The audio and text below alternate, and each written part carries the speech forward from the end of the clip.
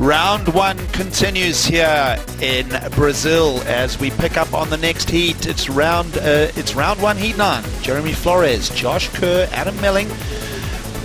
Josh Kerr, of course, you could argue that these conditions might just be really suiting him here, as we're seeing a lot of wind now right to left of screen. So if we get some backhand maneuvers going, we're going to see these guys go to the air, Pete. All right, so picking up on some action while we're away. Early part of the heat here for Adam Melling. Well, this is the replay here of Adam. A quick, big blast, just the one maneuver. And that will be it. So scores on the board, nothing much there, just a 2.07. Stay on the championship tour, and then last year getting that win. And up and riding right now. All right, here we go. Jeremy Flores will just square up the first section. Very early moments here in the heat, not much achieved, just the 2.07 for Adam Melling. Oh, now on the low tide, Pete, 11:40 local time here. Not a big tide range to talk about. This is about just under a meter, so about 3 feet of tidal shift when we start with the incoming tide. Little Adam Melling effort there, still early days here. Interesting though, when we saw the wind come up, it came up out of the east. So it was an offshore flow. You know, we saw that in Nat's heat. We were talking about how the conditions had changed previous to that heat. But then all of a sudden you start seeing the whitecaps come out of the west, and it just starts blowing. We're lucky we're in a little cove here as we watch Jeremy Flores up and riding real quick. But we're in a cove here, so it does keep the lineup fairly smooth. I mean, you'll see that there will be changes, because anytime you get any kind of wind blowing outside, it'll affect the ocean. Even in the shallower water, you'll start to see stuff, plus the tide moving around. So there is always going to be adjustments being made. I mean, this is one of the things that's so magical about surfing, is the elements and tides and all these differences change. If you watch now up and riding Josh Kerr. Well, these are your replays. It's Josh Kerr just slashing away here with the replay, Pete, and no real big numbers just yet. Well, I think that's going to change here. Yeah. This is going to be definitely the best number we've seen so far. So watch out for that backwash. I mean, that's the type of situation you do need to be careful, because she had a nasty ankle injury because of it. As we watch Jeremy Flores jamming down the line here, big snap, drifts the fins, keeps the momentum moving towards the open face, and gets there and kicks out. So good exchange here, both by Jeremy Flores and Josh Kerr, to kind of get a ball rolling already into the first 8 minutes of this heat. Notice they're all in this smaller range at this stage, and a quick look for Jeremy Flores there as well. Looking at Jeremy Flores though, he got a 13th at Snapper Rocks. He went down to Kanoa Igarashi, so there we go, one of those top 10 discussion surfers going down to a rookie. That was Jeremy Flores' visit to the Gold Coast. And then, well, Mason Ho sorted him out in round 2 at Bells. So it hasn't been the best of years thus far for Jeremy Flores. Or because, he was very blessed. I mean, right when he got on tour at a very young age, he had great success. So, there is that point where you kind of have to learn that it's not always winning in flowers and funny bubbles and stuff. It's it can be hard. It's a tough trade. And here we go with Flores through to the inside. And, well, what do they call that, Pete? I've heard you at the US Open calling that the Huntington Hop. And, well, that's what's required. He's looking for a little inside section. It's not going to materialize here with the full 21 still to go. Okay. Win at Todos Santos just makes him one of those surfers that you have to consider to be one of the best all-rounders on the planet. Let's have a look at this. This is Adam Melling. Great surfing from him on the rail through the years, as we've become accustomed to. And that's a great working wave right there for Melling. He's put together 3 big turns. He's done a good job. And we'll see what kind of numbers come. That's the first meaningful ride for Adam Melling. That was good. Nice combo maneuvers there. 3 solid turns. Was able to ride out of it. Made sure, too. You saw he put his extra effort in there to make, get out to the flat water to show the judges that he had completed.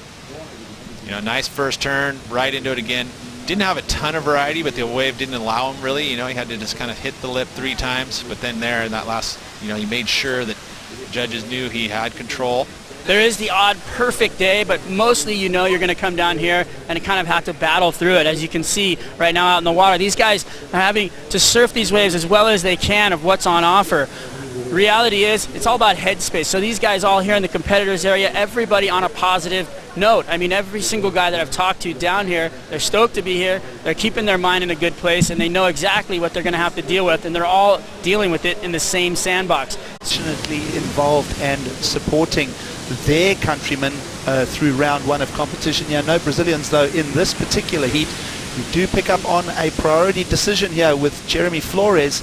Nice squared up turn to the lip, a second opportunity, and now a third as he flows through to the inside. So he's going to be looking, he would have heard the numbers that came for Adam Melling. Melling now up and riding. His previous ride came in at a 7.1. That last one won't be any consideration at all. But Jeremy Flores getting to work there, trying to answer back to Adam Melling, who picked up a very good score category-wise there, Peter, 7.1. So good work there from Jeremy Flores. You know, looking back on the positive mindset, that's what Jeremy's been working on, is keeping that positive mindset, even if conditions aren't exactly what he would like them to be. As he banks that final move there, shows control, kicks out, and that's going to be a good score for him. Well, he'd be wanting to get that plugged in as quick as possible, because we're moving into the second half of the heat. In fact, it's 14 now to go, as we see Adam Melling on another right-hander here, squares up that floater at the end section, puts the handbrake on, he'll get out of there. Just under 14 minutes still to go here. Jeremy Flores, though, Peter's locked in a 4.97, so it's coming quite short of Adam Melling's. It was his best, well, at least through there, but I mean, I felt like it could have been a little bit higher. Now it's a little bit bigger wave here. Let's see what he can do with this. All right, Jeremy Flores back in the saddle, and that's a great crack. He recovers well. It was tricky, but he navigates well for another section through here. Now, this is that reform opportunity. It's found a little wedge, and you'll see if he can just get over it. He does, and doesn't materialize too much at the end. So a bit of work for Jeremy Flores for not much. And now Josh Kerr will get going on the outside. Big wrap for Kerr. Squares up the second turn, so he's simplified that approach to that wave there, Pete, and it looks like it may just be a good banker for Josh. Yeah, to the Ferreira. I don't know if that Josh Kerr wave will quite go that high. Let's take a look at the replay here. Nice size wave, well overhead, drops in, big round arc, snaps it, and then right into the bottom turn, and then drifts through the final maneuver. And then Jeremy, in contrast here, another big section, tags it, and again, shifts his weight to the front foot, gets the layback snap here, so he gets two-turn combo, and then looked for the inside, didn't really, like you said, materialize. You know, it looked like it was going to have a little wedge effect, but it just did not steepen up again for him on the shore break, and he'll kick out. So we'll look at comparisons, both by Josh Kerr. Josh Kerr is definitely going to add some points to his total.